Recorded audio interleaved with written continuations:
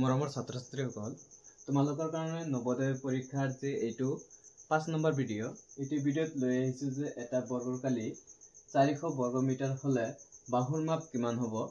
আমি এতিয়া বাহুৰ মাপটো ওলাম যে এটা বৰ্গৰ যদি এই মাজৰ অংশখিনিৰ যদি মাপ দিয়া থাকে তেনেহলে আমাক ওলাব দিছে এই বাহুৰ মাপটো ওলাব লাগে। আমি জানো কি যে বৰ্গৰ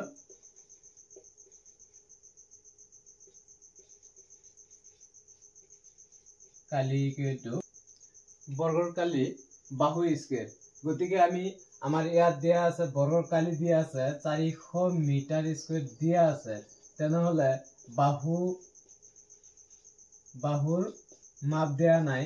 এতিয়া বাহুৰ মাপ আমি কেনেকৈ ওলাম যে এই বাহুটো ইফালে যদি থৈ দিও, বাহুটো ইফালে থোৱাৰ লগে লগে স্কয়াৰ ইয়াত আহি ৰুট ওভাৰ হৈ যাব, 400ৰ মাজত ৰুট ওভাৰ হৈ যাব। ৰুট ওভাৰ হোৱাৰ লগে লগে এতিয়া যদি আমি ৰুট ওভাৰটো উঠাব যাওঁ তেনেহলে 400 কিহেৰে স্কয়াৰ কৰিলে ৰুট ওভাৰ উঠিব। ৰুট ওভাৰ যদি কৰিব যাওঁ 20 গুণে আমি চাই আছো 400 হয়, ইয়াত স্কয়াৰ আৰু ৰুট ওভাৰ কটা গলে 20 থাকে। এতিয়া বাহু হৈছে 20 মিটাৰ। তাৰপিছত আজিৰ কাৰণে 2 নম্বৰ কোৱেশ্চনটো হ'ল যে এটা কোঠাৰ মজিয়াৰ কালি 10 বৰ্গ মিটাৰ হলে আৰু উচ্চতা 4 মিটাৰ হলে কোঠাটোৰ আয়তন কিমান। আমি আগত চাব লাগিব যে আয়তনৰ সূত্ৰটো কি। আয়তনৰ সূত্ৰটো হৈছে যে L * B * H। তাৰপিছত আমি কোনো এটা বস্তুৰ যদি কালি ওলাব যাওঁ, কালিৰ সূত্ৰটো কি আছিল বাৰু?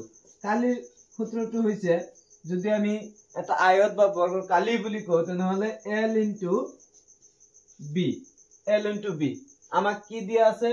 L * B। সলিউশনত চাম কালি দিয়া আছে, L * B দিয়া আছে। L * B কিমান দিয়া আছে? 10 মিটাৰ স্কয়াৰ দিয়া আছে।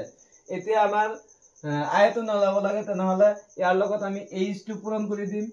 H কিমান আছিল? 4 আছিল।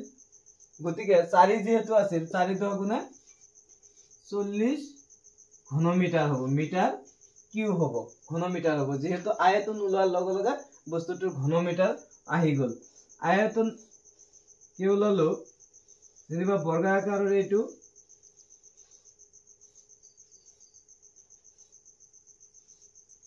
এইটো তলৰ মাজৰ অংশখিনি দিয়া আছে, ইয়াৰ পৰা আমি ইয়াৰ কালিটো দিয়া আছে, আমাৰ উচ্চতাটো দিয়া আছে। এই উচ্চতাৰ পৰা যেহেতু এইটো পূৰণ কৰি আমাক দিছে, সহজ কৰি দিছে যে কালি দুটা পূৰণ কৰি দি দিছে, তাৰ পিছত আমি উচ্চতাটো যদি ইয়াৰ লগত পূৰণ কৰি দিও এই 40 ঘন মিটাৰ আমি পাও এই বস্তুটোৰ আয়তন।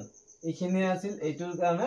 আৰু তোমালোকে চেনেলটো নতুনকৈ চাই থাকিলে চেনেলটো সাবস্ক্ৰাইব কৰিবা, আৰু যদি তোমালোক ফেসবুকত চাই আছা তেনেহলে ফলো কৰিবা, পেজটো বেলেগত যাতে চাব পাৰে শ্বেয়াৰ কৰিবা। তোমালোকৰ যিখিনি যদি কিবা অসুবিধা পোৱা, প্ৰব্লেম পোৱা যদি তেনেহলে মোক কমেন্টত জনাই দিবা, মই কমেন্টত সেইটো সমাধান কৰিবলৈ চেষ্টা কৰিম।